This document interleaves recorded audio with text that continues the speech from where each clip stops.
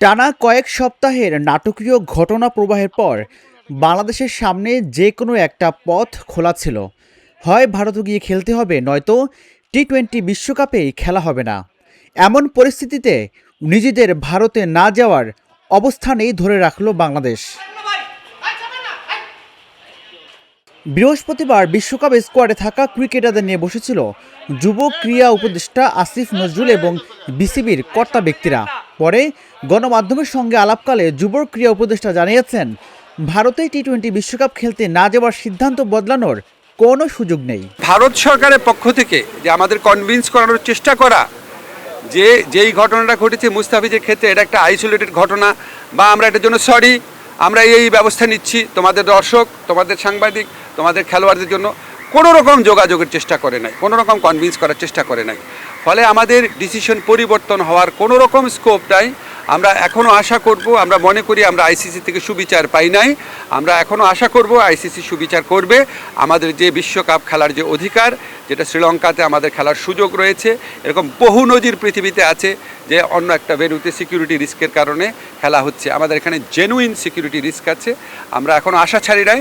আমরা আশা করব আইসিসি আমাদের জেনুইন সিকিউরিটি রিস্কটা সুবিবেচনার সাথে নিয়ে আমাদেরকে শ্রীলঙ্কায় খেলার সুযোগ করে দেবে বিশ্বকাপ।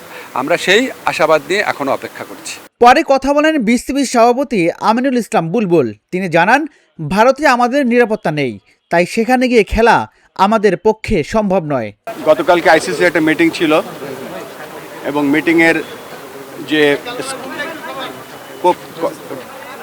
যে কমিউনিকেশন ছিল, কমিউনিকেশনটা শুরু হয়েছিল সেখান থেকে যখন মুস্তাফিজকে আইপিএলের একটা দল থেকে বাদ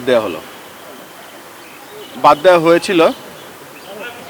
Mustafiz was not injured, Mustafiz নিজে থেকে নাম উইথড্র করেনি। মুস্তাফিজ, বাংলাদেশ ক্রিকেট বোর্ড তার এনওসি ক্যান্সেল করেনি। নিরাপত্তাজনিত কারণে মুস্তাফিজকে আইপিএলের একটা দল থেকে বাদ দেওয়া হয়েছিল।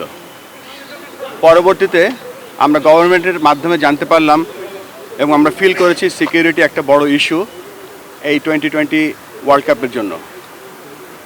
জানার সাথে সাথে আমরা আইসিসির সাথে যোগাযোগ করেছি 4th জানুয়ারি, এবং 4th জানুয়ারি আমরা জানিয়েছি যে this is the situation, give us an alternate venue or look this matter seriously. পরবর্তীতে বিভিন্ন পর্যায়ে আমাদের সাথে যোগাযোগ হয়েছে এবং যোগাযোগের এক পর্যায়ে আমরা এস্টাবলিশ করতে পেরেছিলাম যে এই সিকিউরিটির কারণে আইসিসি বিভিন্ন পদক্ষেপ নিয়েছে এবং রিসেন্টলি আইসিসি বিভিন্ন সময় 1996, 2003 যে ঘটনাগুলো ঘটেছিল সেগুলো বলার চেষ্টা করেছে।